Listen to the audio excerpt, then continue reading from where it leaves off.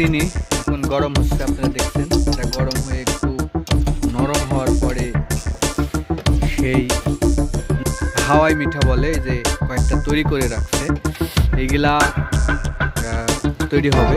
অনেকেই দেখছেন এগুলা কীভাবে তৈরি হয়, খালি বাজারে কিনে খেয়েছেন কিন্তু জানেন না। আজকে আপনাদেরকে এটা দেখাবো। এই যে এটা ঘোরালে এটাও ঘুরে, এই যে দেখেন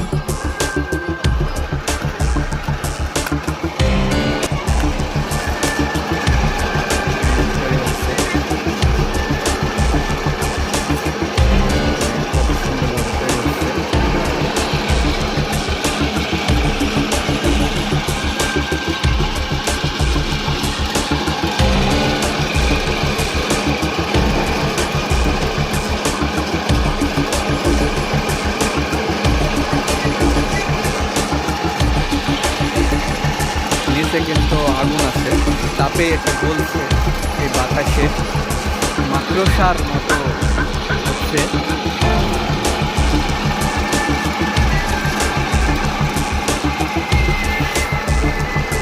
একটা কাঠিতে জোরে এরকমভাবে সুন্দর করে একটা রুটিতে, কত সুন্দর